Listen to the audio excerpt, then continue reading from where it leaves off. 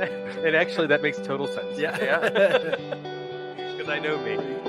You know, so that's our life mission. That's the McShinn's mission. So you don't have to understand my boundaries to respect them. Well, no, I'm the president and co-founder of McShinn, a person in long-term recovery from substance use disorders. How do you go about fixing the damage in the trust between the family after you get out? Like, okay, I gotta work on that. Like, Celebrating my 6 months. Didn't have a cake. Yeah.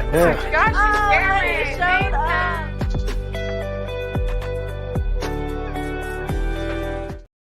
Hello, and thank you. We're coming to you live today and getting in the herd. I'm your host, Raymond Ruybe. I am a certified peer recovery specialist and somebody who's in sustained recovery. I'm also the director of data and quality control here at the McShinn Foundation, and I'm joined by my very special guest. I'll let him introduce himself, Jason Cox. Hey, everybody. Yep, my name's Jason Cox. I work for Atlantic Outreach Group. I am their peer services coordinator. I'm also a registered and certified peer recovery specialist. Been working in the field now for coming up on 4 years, and just honored to be here, man. Thank you for having me. Hey, you bet, man. Thanks for coming. Yes, sir. So, a little inside knowledge here. I bump into Jason at times in recovery meetings, and I'm always fascinated by what you have to share. I always get a big shot out of what it is that you share at meetings, and so we're going to give you some of that hope shot today here too. So our topic today is going to be remaining in our purpose. And Jason, do you want to tell us what that means to you? Sure. So remaining in our purpose as peer specialists, to me, that means, remaining of service, right? And when I lose, or when we as peers lose that service-based mindset, things can get squirrely. And, it has a large impact on our effectiveness, right? Because when you're there to genuinely help someone, we pick up on that, right? As people seeking recovery and in need of these services. And, that's the whole reason that we are so effective, right? Is because we can come from a genuine place of care, compassion, empathy, concern, and genuinely just want the absolute best for somebody that we have never met before. Yeah, right. Absolutely. Because we share that common purpose. So it's just always been important to me. And we were kind of chopping it up on this topic before we went live about I lost my train of thought, but just there's so many opportunities now for peers, right? And that's could be in the insurance world, working for a big insurance company doing peer support. It could be at the hospital or in a clinical setting. So there's so many more opportunities now, and it's so easy to lose the authenticity of what we do wrapped in a ton of other services that are around you and a different kind of mindset, because this is like the job that I have now. This is the first time I've ever worked around clinical, and it's just two different worlds. Yeah. It really is. It's two different worlds, man. Yeah, we actually were talking about the clinical side of recovery on the podcast last week. We had Dr. Dr. David Best, not the Beatle, but Dr. David Best, who was on the show, and he was talking about, if you look at what clinicians say about recovery, clinicians are only seeing repeat visitors who have failed in their recovery. Yeah. And so they'll tell you a number that's very low, like 7% of people are successful. What we see here is a much higher number because we're not working in a clinical setting. Right. What kind of fatigue does that take on a peer? A lot. Like it's emotionally draining, some days. And doing it day in and day out for years, like you've got to find some coping skills with that. How do you decompress when all you do all day is listen to other people's problems, right? You know, much like a therapist might do or anything like that. However, there's also that added fact that when somebody comes in and they share a part of their story that I can identify with, I remember what that felt like, right? So that just adds to, you know, the what it takes out of the pot, you know what I mean? And so like, because, you know, typical compassion fatigue where like I don't have that lived experience, so it's like, you know, I'm sorry, I feel for you and things like that, where we're like, it kind of takes us right back to that place. Sure. You know, and so just having a lot of self-care routines or just trying new things, you know, trying new self-care routines. I remember somebody asked me, this was probably 3 years ago, you know, what does self-care look like for you? And my answer is still the same today. I'm still learning. You know, I'm still figuring out what self-care looks like for me. I know more than I did then, you know, on how to take care of Jason. But, you know, any given day, it's just, for me, I think the most important thing is having people around that you can speak to about it, you know. But just like, you know, we do for others, it's important to have those people for yourself, Yeah, absolutely. you know. Well, thank you for reminding me of that, because we actually run a PRS wellness group here that we're about to open up to the public, and so you know, I you'd love be that. absolutely welcome to come, and that's where we get together and we're like, okay, we're not in front of the people that we Right. serve. What's our how are we doing? Like, what does the fatigue look like? How do we work through it? Yeah. How do we share with others? And the benefit of that to us as PRSs is that we get to practice what we preach, because every once in a while, you know, it can be hard to forget. Yeah, Like, turn off the lecture mode. absolutely. And I know that a lot of us don't work there, but sometimes when you're given advice over and over again, it becomes like a script. It's like, am I actually following the advice that Right. I'm given here? That's something that I struggle with from time to time. Yeah. Like yesterday, man, I was really irritable when I came into the office because I haven't been sleeping well for this past week. And I was thinking, like, in morning feelings check-in with all the participants, I was like, so am I going to share the fact that I'm in a shitty mood and I'm really irritable today? And I just decided, you know what, why not? Because if I ask them to do it, I should be doing it too. Absolutely. Yeah, it's only fair. Absolutely. Well, it's important for them to see that aspect, even though, like, you know, this is, I'm here as a professional. I'm also here as a person in long-term recovery, right? Yeah. And not every day is peaches and cream, you know? And some mornings you wake up like that. And I think the hope that we share is that that's life, man.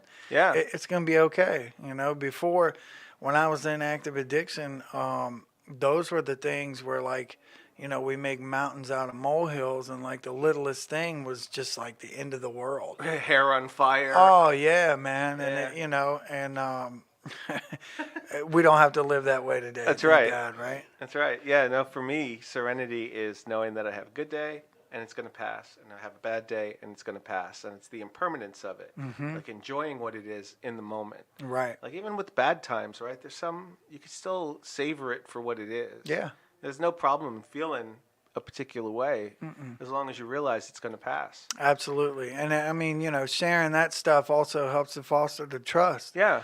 You know, if you're every day you come in and everything's beautiful and nothing's ever wrong in your life, how can I relate to that? Well, you know, it's funny that you should say that, because sometimes I become naturally untrusting of folks who are always happy and everything's always going well, because my first thought is, well, why aren't they sharing? Like, 'cause Right. no one's ever that happy. Right. Not even in like antidepressant commercials are people always that happy. Yeah. But I've come to realize that a lot of it is self-actualization too. Sure. They want to present happy in the hopes of becoming that. Yeah. Oh, absolutely. I mean, so I'll share, like, it was just this morning, right? I got to the office. One of my coworkers came in to my office and, you know, asked me how I was doing. And I said, I'm good. And he said, man, you don't ever have any problems, do you? And, you know, I thought about it because it kind of aggravated me, right? Because I do have problems, you know, I do. I have real world, like, you know, some bigger than others, but no doubt I have issues, and I kind of touched back on it with him, and I was like, I said, you really think I don't have any problems? And he was like, well, just every time I ask you, you're good.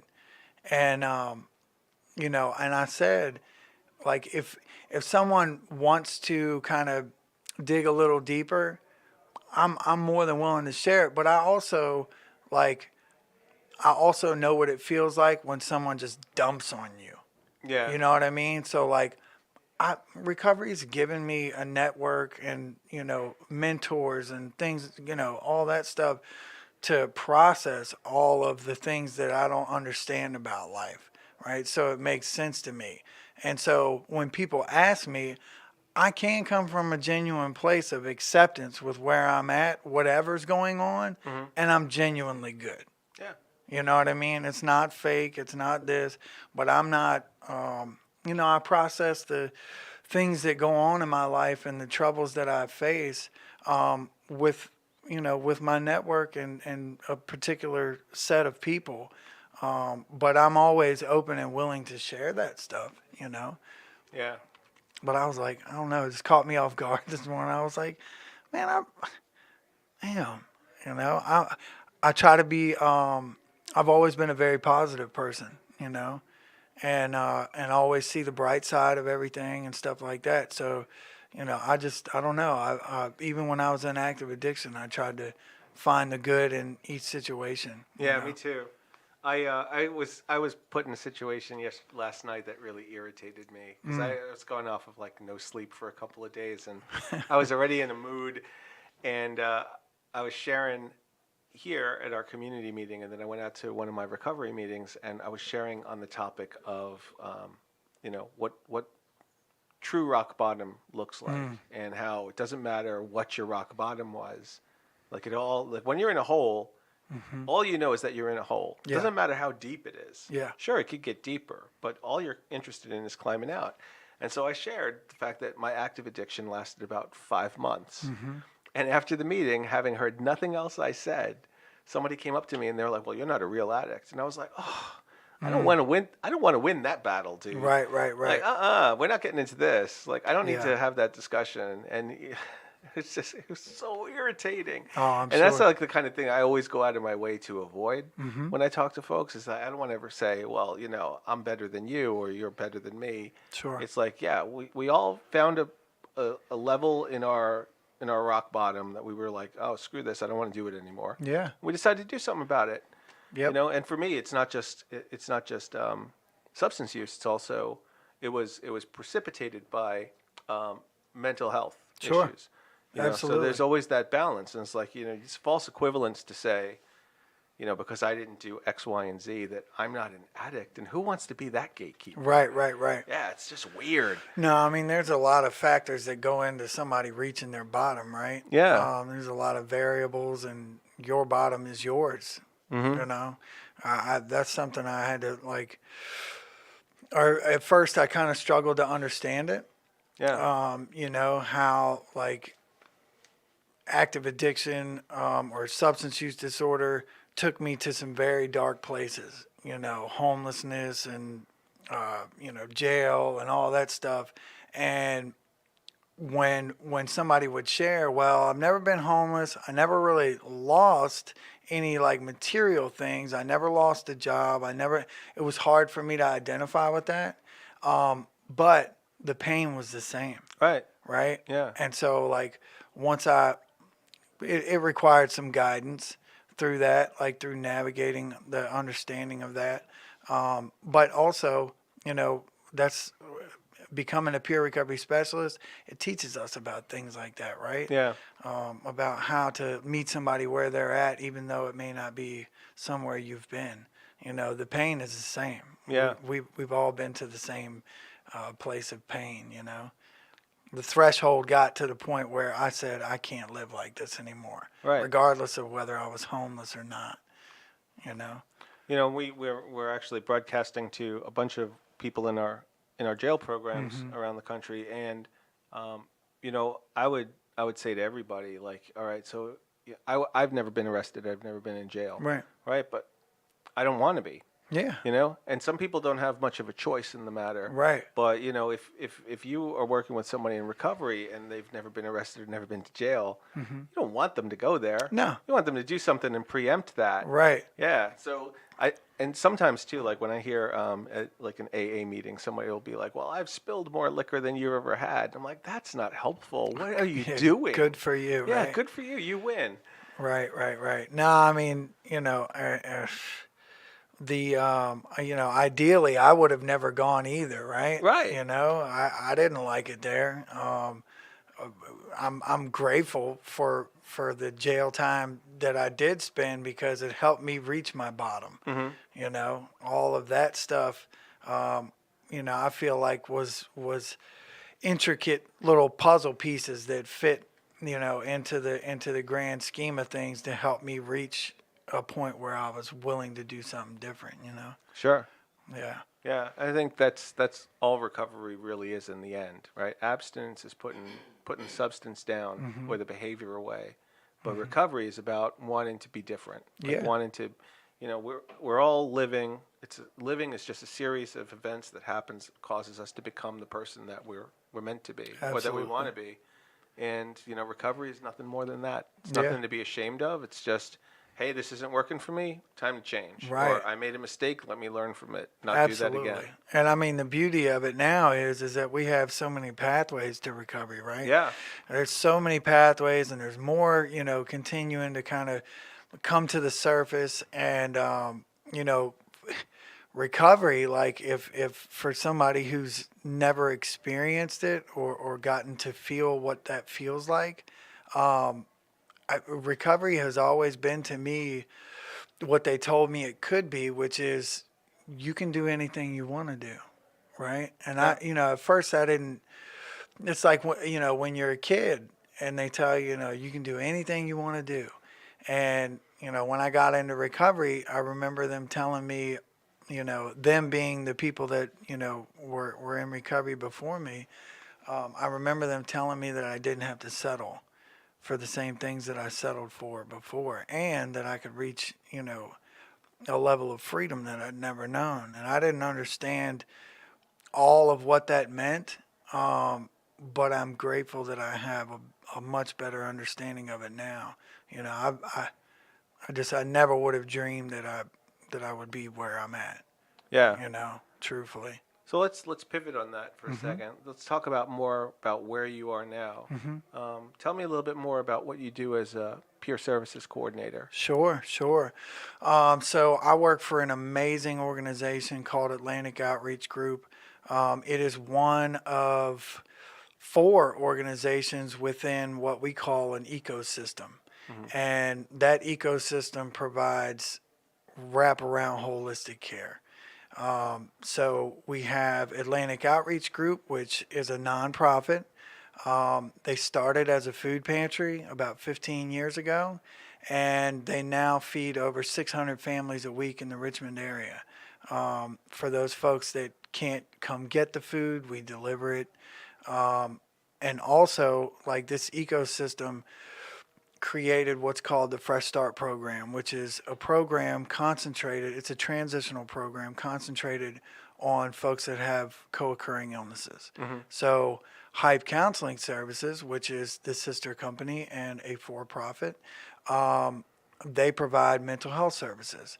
And then you have CVPP, or Central Virginia Preferred Providers, that provide psychotherapy, and other services. I don't know the whole laundry list of them, but essentially when somebody comes in to the Fresh Start program, they're equipped with all of the tools and services that they need to find wellness, right? Yeah.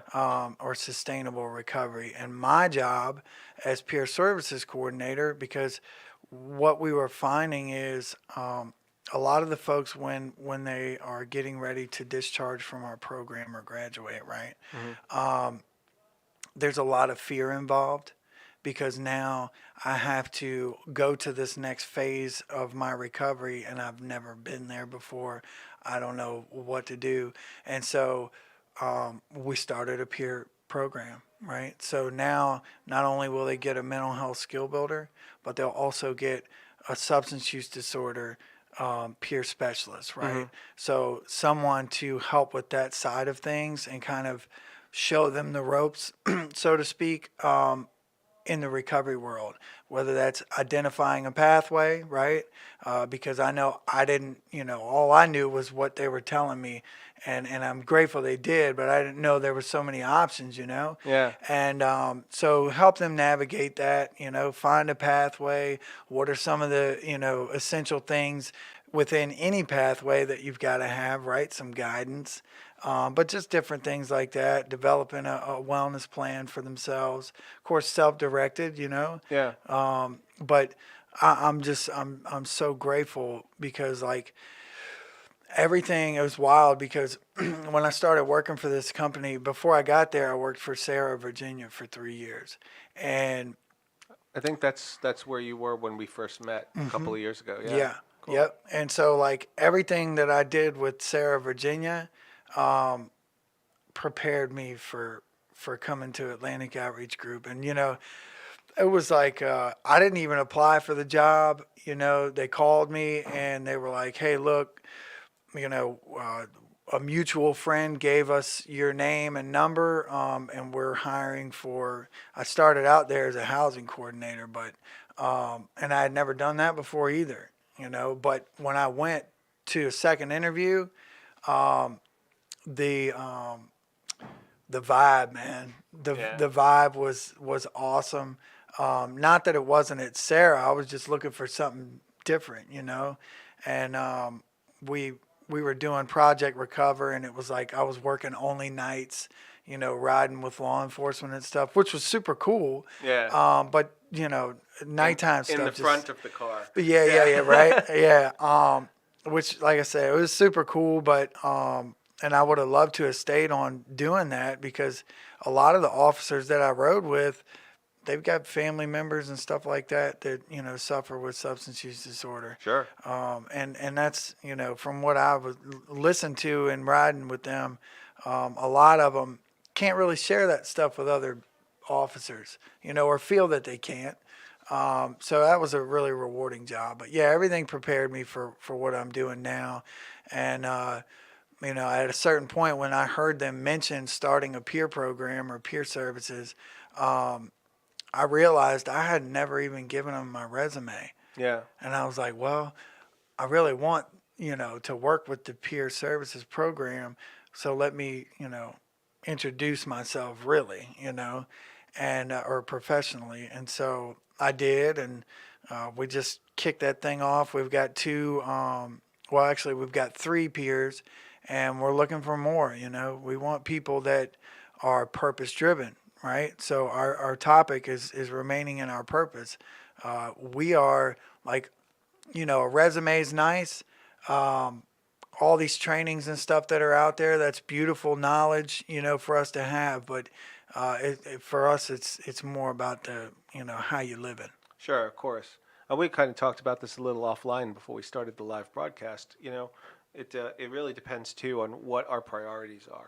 You're going to chasing after a dollar or chasing after a title. Yep. You'll get it, but what is that? How does that contribute to you as a person? Right. Like I got a nice shiny title here at McShin, but that's not the reason why I'm doing what I'm doing. I'm doing it because I'm driven, to help, further this profession. Absolutely. Yeah, it can be tricky. It's not so much an ethical dilemma, but more of like a spiritual. And when I think of spiritual, it's like, the way Samsa describes it, a general sense of being in life and a purpose. Absolutely. Yeah. Absolutely. And so like when I started or when I realized that I could do this as a career, it blew my mind, right? Like it probably does most people that get into this line of work, right? And direct service, like we talked about, is super, super taxing, right? And, but being in my purpose and knowing that I'm serving a purpose, right? Because before I got into recovery, I really didn't know what it was, Yeah. that I was supposed to do here on earth. And and then I got into recovery, and I learned that I did have a purpose and what it was. And then, I got a job in this field, and I was like, for lack of a better term, devout in making sure that I remained in my purpose, right? Because that's where I get my fulfillment from. Sure. So yes, it is service to our community and the people coming behind us seeking recovery. However, in doing that and remaining in our purpose, we remain fulfilled as well, right? And when I get away from that, so now things have changed for me. My values have changed. Doing direct service, I love it, but I'm at a point now in my recovery where like I want to help professional peers grow and mold themselves into new leaders, right? Yeah. And so, I'm still in my purpose of working with, recovering or people in long-term recovery. And it just takes on a different, it just looks a little different today.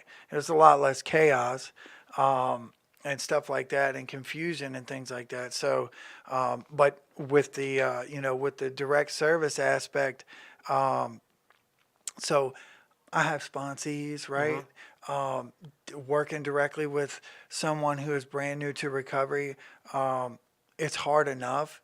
And so, I do that on my time off, you know what I mean? And pouring into, folks that are, seeking recovery in the pathway that I've chosen, right? Right. And then when I come to work, I can be removed from a lot of that like drain, you know what I mean? And that's just another gift of recovery, right? Because I also understand that if I want to continue to progress and things like that, sometimes you got to sacrifice some stuff, So I may not provide direct service to someone that's brand new in our program.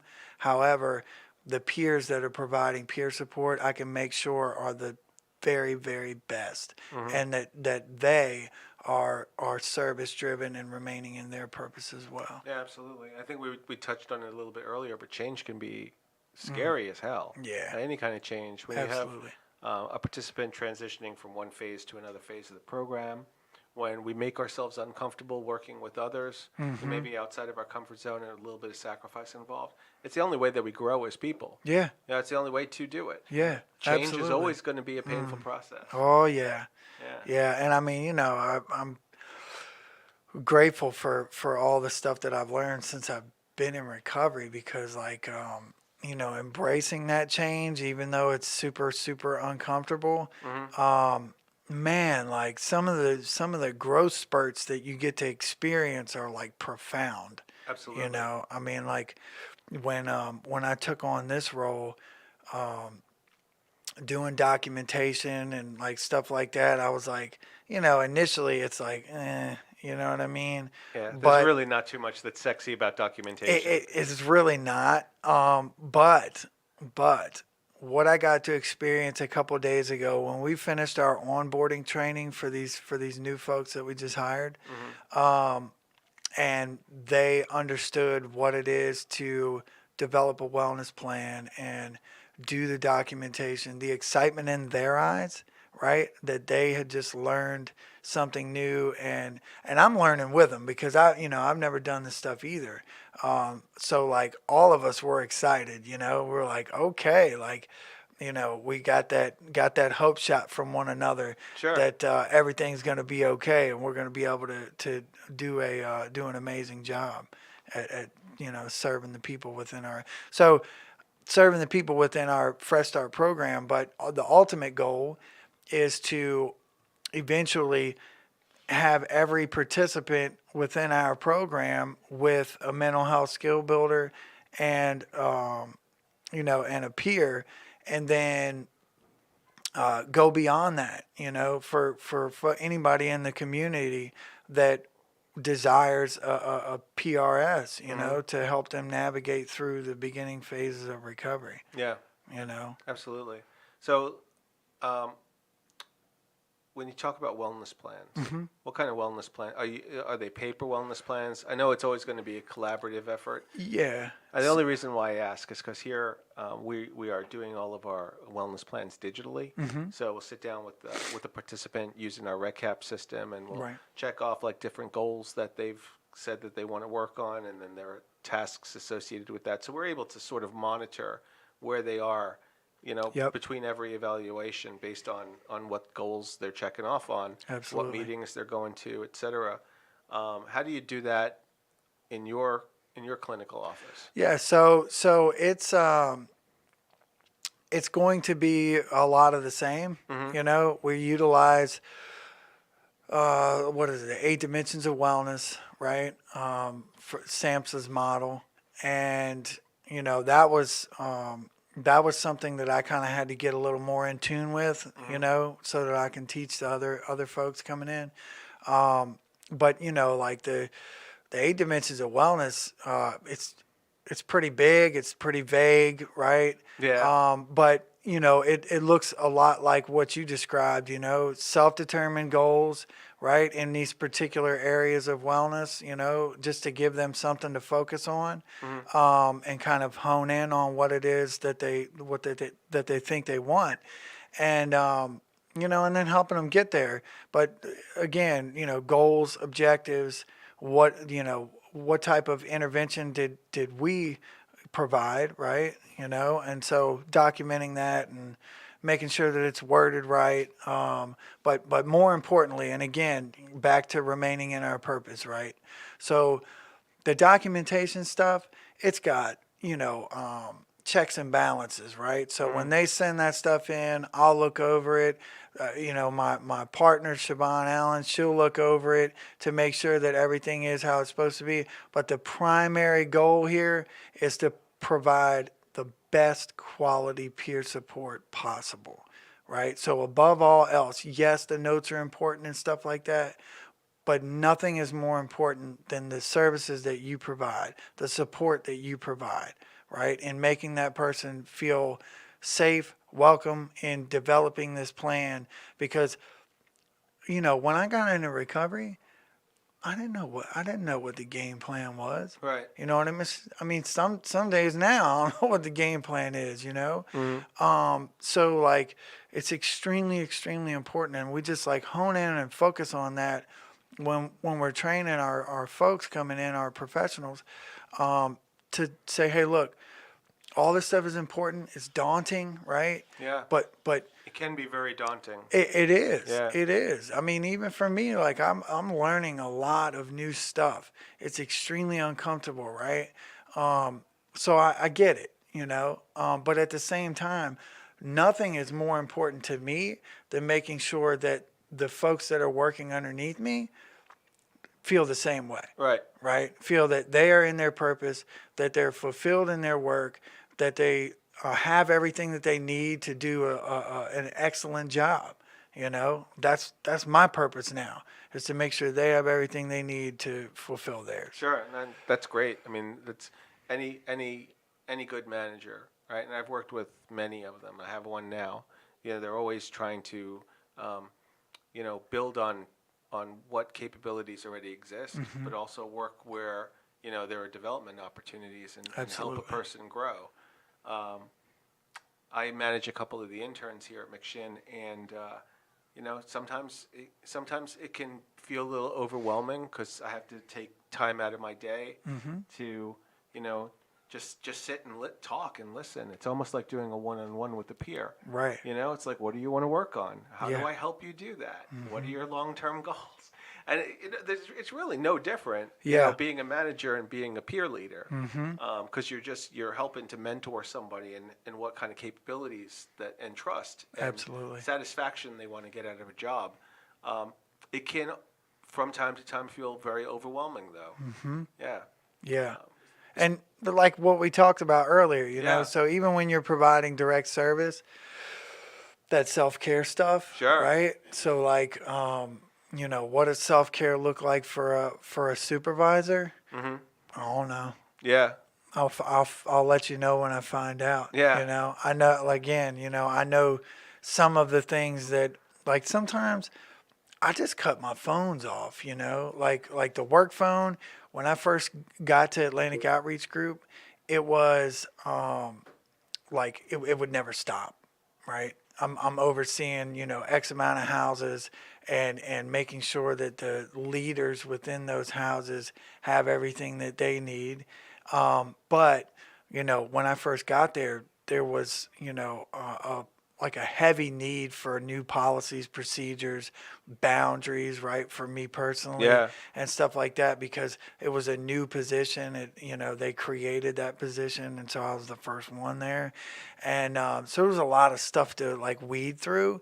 But after 5 o'clock, phone goes off, right? When I leave the house, I leave the phone there, right? And a lot of the same, you know.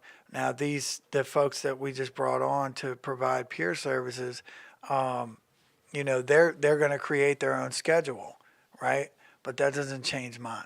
Right. You know what I mean? Sure. Like No. I'm there for you. I'm there for you no matter what. But our relationship has to have those respected boundaries. And same for me, you know. I'm not going to call somebody at midnight trying to talk work. You know what I mean? Yeah. I understand, you know, wholeheartedly. And I'm struggling with this right now too. I have a nasty habit of not saving an email to drafts on like a Sunday night and hitting send by accident, because that's my Pavlovian response to any email that's open to me, as I just want to send and Yeah. respond back right away. But I'm working on that. You know, so I'm just a work in progress. What can Yeah. I say? Yeah, 51-year-old work in progress. So. Hey, man, we'll take it, right? Yeah, exactly. But, you know, at some point, and I did this last night because I just needed to get a good night's sleep and decompress. I was out until 9:30. I got home. My computer bag was down on the floor, and I didn't open it because it's instinctual to be on my phone, Yep. to have some kind of media there. And, you know, just a couple of weeks ago, I thought to myself, my God, am I addicted to media? Because there's always something playing, either on the radio or the TV. I'm always distracted with a screen of some sort. I come into work, you know, 8.5 hours a day, and I'm just looking at a screen. And in my job, I'm looking at a lot of numbers. Right. And so I had to like close my eyes and think, do I have a problem? Oh, well. Is this my media rock bottom? So it's funny. It's funny you say that because like literally 2 days ago, right? So in the morning, I wake up, I read, you know, the morning meditation, right? And I'll pray and meditate. And then I pick my phone up, right? And so what I did 2 days ago was I didn't. Yeah. And like the dis-ease within me was crazy. Like Yeah. I was like, I'm like picturing in my head, just pick it up, just pick it up, just pick it up. And I was obsessing over it, you know? And so I like had to remove myself, go out there, start reading a book.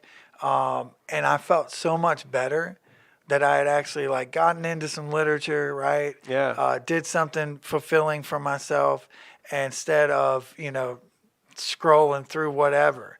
And I did it again this morning. And the dis-ease was a little bit less. Yeah.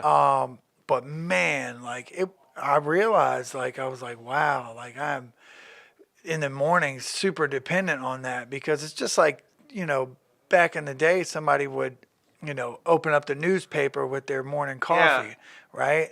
And so now it's not newspaper, it's a phone, you know, or a computer or whatever. And we get on there and we do that.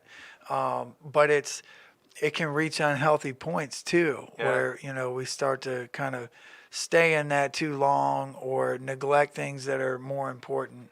And I certainly don't want to, you know, get there where like, you know, responsibilities, because that's the same thing I did with the drugs. Right. You know, I used them to the point where I neglected all responsibilities, right? And media can do the same thing. Yeah, I didn't see us going off on this tangent, but I'm glad we did, because Hey. I had that moment last night where I was thinking, am I truly, like, I preach mindfulness. Was I truly being mindful if I'm going to sleep with, like, books on tape on my phone, and my alarm on my phone is the first thing that wakes me up in the morning? Right. I'm literally married to this thing. Yeah. We're sleeping in the same bed. It's saying goodnight to me. It's waking me up in the morning. That's right. And I was just like, oh man, I got to do something about this. So I'm a work in progress, everybody. Just I'll let you embrace know it. how it goes. Just embrace it for what it is. That's it. You don't have a problem, Raymond. Right. You know, Coming you from know the what? media guy. Yeah. And what really boggles me, right, is that people that don't charge their phones, right? Uh-huh. And like their phones are always going dead. I'm like, man, how do you do that? Like, I just don't understand it. When I go to bed, like everything gets plugged in. You know what I mean? Yeah. So Jason, I want to talk a little bit more about remaining in our purpose. Sure. Because, I'm sure you didn't start off as the sexy bearded Viking guy. Like you found your purpose. And for a lot of our viewers, they don't know what their purpose is at the moment. Sure. So how do you want to talk to people who are new in recovery about what it means to remain in purpose? Because Right. they may not have a sense of what that means. Yeah, no, it's good stuff. So for me, when I started coming to 12-step meetings, right, and I started like reading that literature, and it tells me right in there, what my primary purpose is, right, is that the addict's still sick and suffering, right, and so that's what I stuck with. You know what I mean? That's what and some days that was me, Yeah. and still is. And so when I find myself in a place of like unmanageability and stuff like that, I have to remember that I can be that guy too. And then that becomes my focus, right? But finding actually, so this is a little deeper dive. So when I first got into recovery, I painted for the first year, right? And I got to go to the Florida Keys and paint, and I was like, man, this is wild. But in recovery, right, when I'm going to these meetings and I'm seeking guidance and understanding and all that stuff, I don't know that. my purpose remained the same, right? My purpose remained the same. Is the folks that are coming behind me, what kind of example do I set? Am I showing them things that are, who I want to be, And I didn't always get it right, but I always stayed purpose driven, right? To make sure that I set a good example for the people coming behind me. Sure. And in doing so, making sure, like still today, setting the example for the people coming behind me and like practicing integrity and being a person of character and all those things are still at the top of my value list. And most importantly, like that service-based attitude, right? Is that in the beginning, I didn't think I had anything to give. Yeah. I didn't understand that when they said that, I had something to give or that my purpose was to make sure to carry a message of hope to the addict that's still sick and suffering. The message started the day I stopped using, and I didn't realize that nor believe it for a little while, and then I watched as the people coming behind me and the ones coming behind them gained hope from somebody with a couple of days, Yeah. And stuff like that. And then I realized that, it doesn't matter where you're at, right? To be a beacon of light. Yeah. It just doesn't. No, it absolutely doesn't. I have to say that some of the most profound things that I've ever heard in substance use recovery have come from people who are just newly in recovery. Yeah. Because they've got like the freshest insight into what it's like to be in that sort of transition between active addiction and active recovery. Absolutely. And there have been times I've left meetings thinking, wow, like I hadn't heard that before. And that was like so much more insightful than, I could have gotten from somebody who's got like 20 years, 25 Absolutely. years. Because I'm not discounting anybody's experiences. Sure. I'm just saying that for me, where I am in my recovery now, and it's almost 2 years for me, just a little shy of 2 years. I think you're about 5, right? Yep. Just celebrated 5 in December. That's My it. man. I remember that. My Yes, man. sir. Yeah. So where I am today, is so different than where I was when I was at 60 days. Yeah. Where I was at a year. Yeah. And it's because we're changing. And like I try to tell new folks who are new in recovery that all the time. It's like, just slow down. You got Yeah. a lot of time to change. You don't have to go and conquer all these tasks right away. Just a couple of things you need to work on. Yeah. And people just expect that they're gonna evolve my like gosh. a Pokemon. Big ball of light just bursts out of you, and next thing Yeah. you know, you're something else. And One of my mentors never used to does say, that I wanted 20 years in 2 years. Yeah. 20 years of recovery and I do, that'd be great. It just doesn't work like that. But back on your question, right? I think it's also important to say that not everybody's purpose is to work in this field. no, definitely You not. know, not everybody's meant to do this stuff. I do believe that everybody has a higher power working for them, right? And some people's purpose is to, paint buildings. Some people's purpose is to cook food. Yeah. Some people's purpose is to, just different stuff, man. And whatever that is for you, right? The way I like to describe it is like, how do I find my purpose? Well, what makes you the happiest, right? What is it that you do that you see other people out here making a wonderful living at, right? Because ultimately, being in my purpose, it's not like work. Yeah. You know what I mean? So I don't have all the taxing like stuff that a lot of other people do that aren't meant to do that kind of stuff.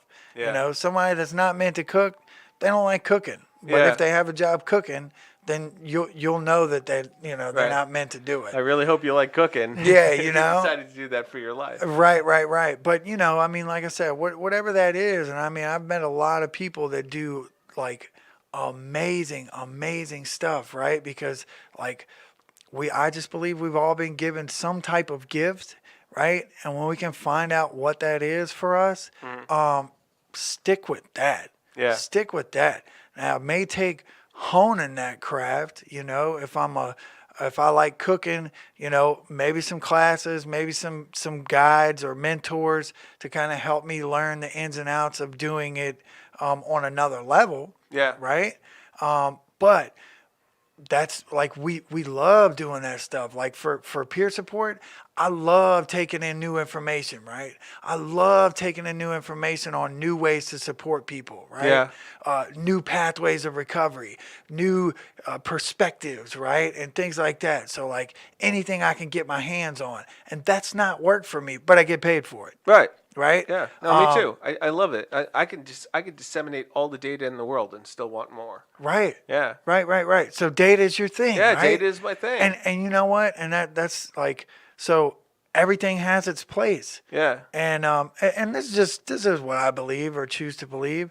But everything has its place because if it wasn't for the data, we wouldn't get money for stuff like this, right? Yeah. From the government and stuff like that. The numbers are saving just as many lives as direct service, right? Because without money, we can't, and none of it can happen. Well, and that's just one little segment of a larger whole too. Because without Absolutely. the participants, we wouldn't have the data. Right. And so it really all does go around. I'm not going to list out all the parts of that. Right, circle, right. But, it really does go around. The Absolutely. data drives more funding. Funding drives more resources. Resources drive more participants. It's all a cycle. Yeah. And That's how we participate in it. the beautiful circle of life. love man. this Yeah, stuff. yeah. Yeah. It's good stuff, man. And It like, is. But and like helping others find out what that is for them, Yeah. right? And then when they realize, like, holy crap, like I can do this for a living, Right. right? Because somewhere along the line, as like people that believe in them continue to like pour in and encourage them, to stay in their purpose, you see that light bulb go off, right? And Yeah. they're like, holy smokes, like this is going to be my life, Right. right? Like I'm going to do it. And they take a risk, and those people that believed in them in the beginning never leave their side. Right. And then they get to do the same thing for other people, man. I just truly believe that that's what this thing is all about, Yeah. So that's good. What I heard you say is you can't really find your purpose without taking a risk. And Yes. I love that. Like, I Yep. love that message. It's so perfectly condensed. It's like a diamond. Yeah. You know, it's, Yeah. it's just, it's brilliant. And a lot of us can be risk averse. And I'm not just talking about people in recovery. I'm talking about all humans. Yeah. Yeah. You know, Yeah. Yeah. why do something that's going to challenge me? Why do something that's uncomfortable? And the truth is because you won't grow if you don't do it. Yeah. And we have to risk making mistakes in order to learn from, our experiences. too. Right. And the risks that we take today are not like the risks we took in active addiction. You know what No. I mean? Like the risk that I take to take a new role that I've never done it's not going to kill me. Right. It's not going to kill me, Well, it might, but probably not. Right. well, you know what I mean. Yeah. So like if I go into a new job role and I don't know anything about it, like not knowing anything is not going to kill me. Oh, You know what I mean? Yeah, Like- I feel.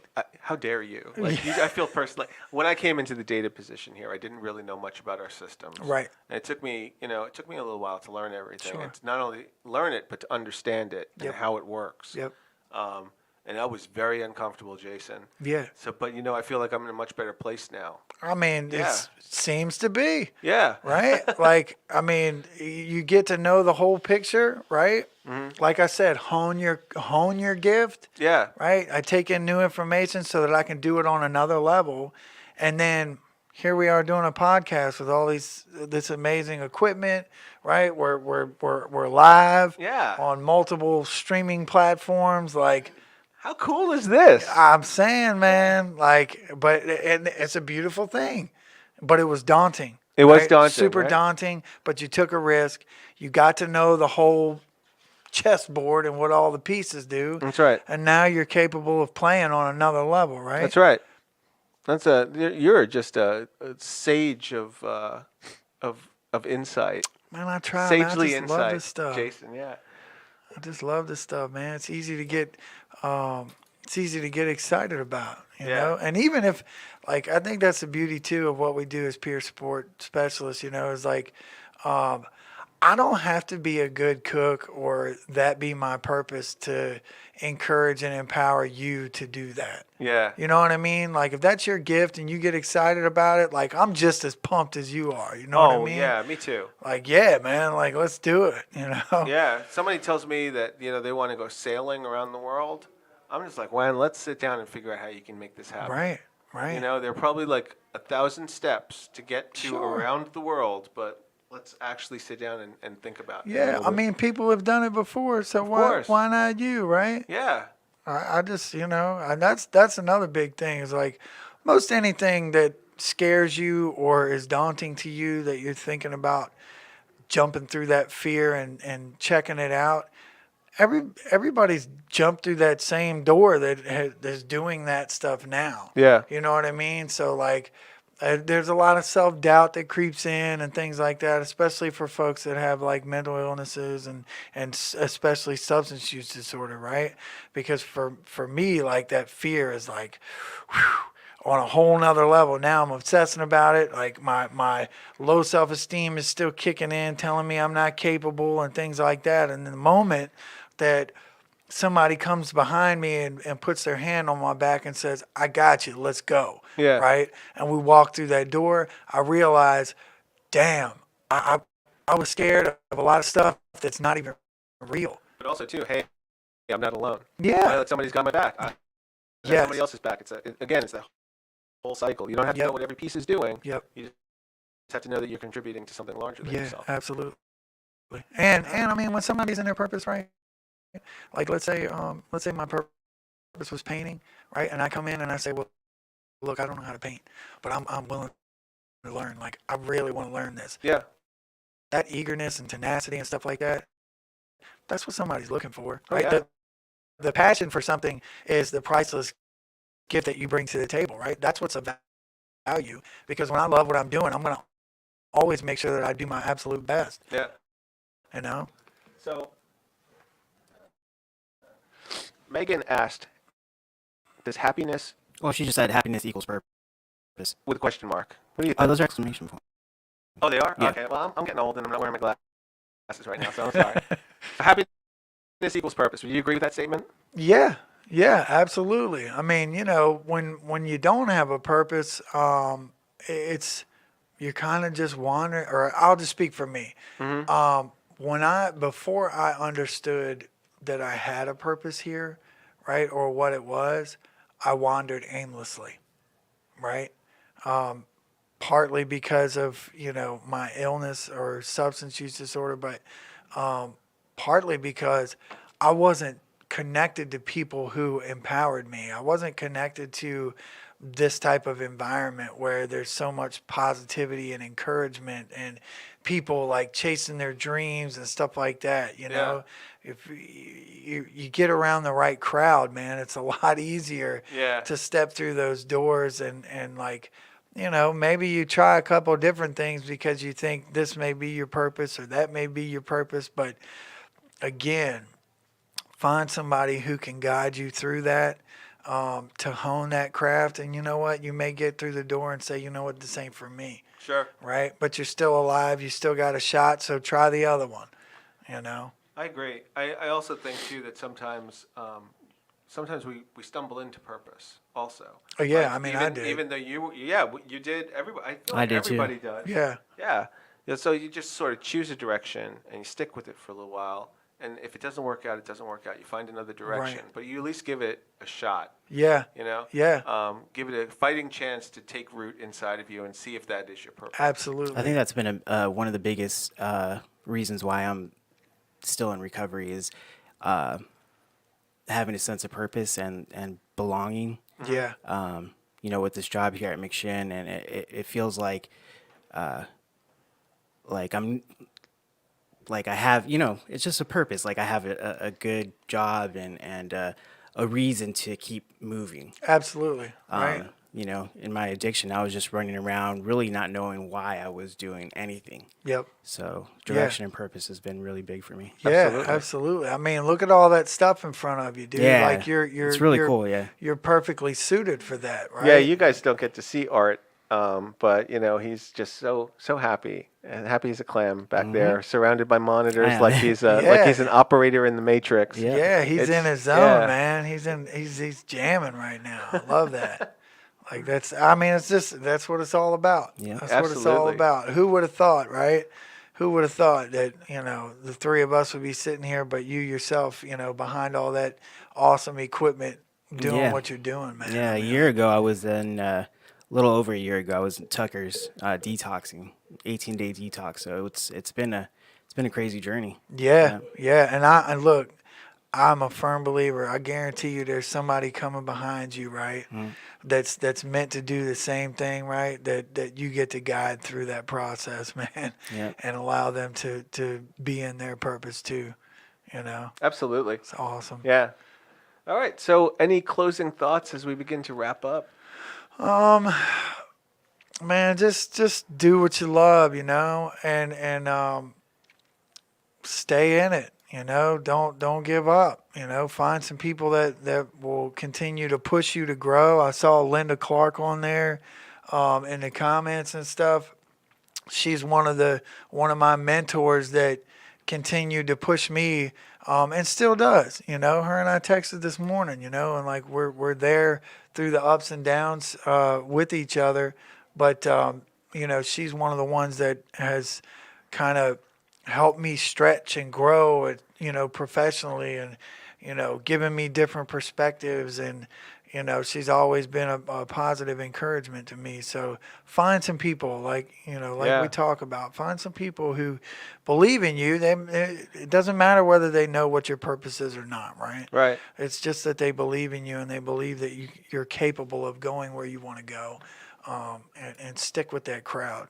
Yeah, absolutely. I found that the best mentors for me have always been the people who have told me things that I didn't want to hear Absolutely. at the most inconvenient times. Yeah. But, it wasn't that they were trying to be snarky. It's just that, hey, they're just gently nudging me into something that, I need to work on. Right. Right. And this is like life mentorship. Like even when I was a kid, it's like, maybe you need to work on that a little bit. And I'm like, oh, damn it. I Yeah. don't want to hear that. I'm very Yeah. comfortable being where I am right now.